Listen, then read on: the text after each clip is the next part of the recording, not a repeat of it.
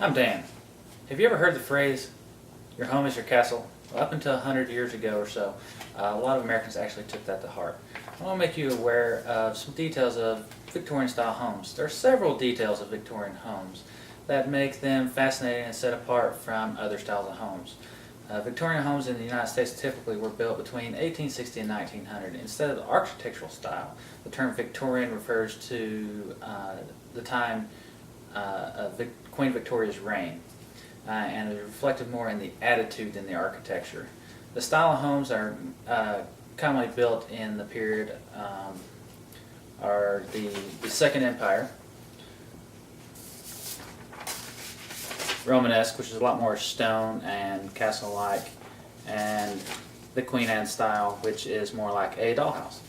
In the United States, we hear the term Victorian home and instinctively pop into mind the Queen Anne style.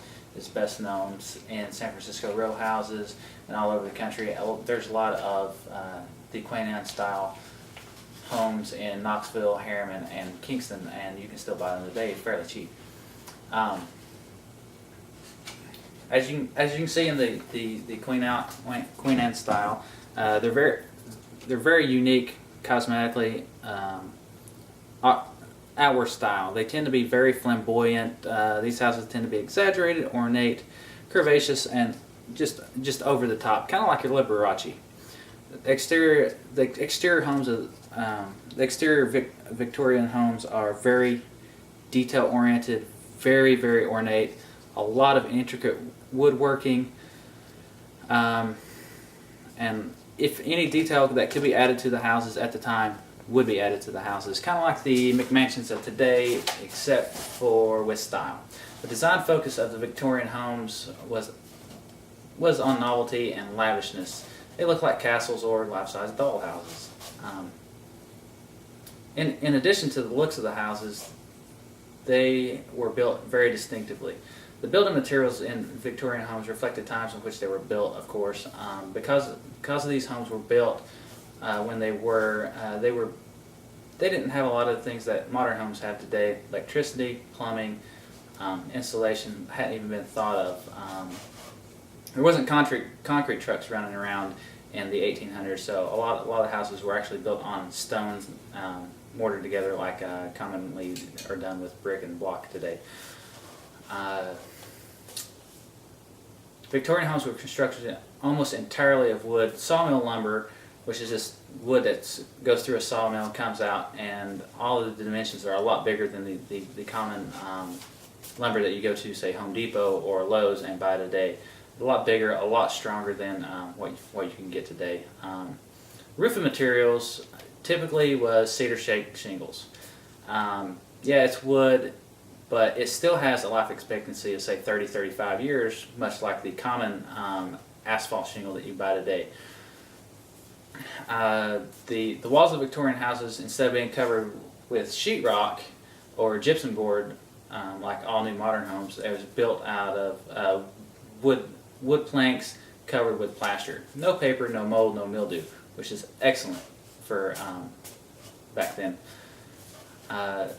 While the materials of these homes reflect the conditions in which the time they were built, the structures of the homes reflects the attitude of the people. The structural design, or the bones of the Victorian homes, was built unnecessarily complex, grandiose, just over-the-size homes, and they were very open and inviting. The ceilings on average range from 10 to 12 feet, unlike the common 8-foot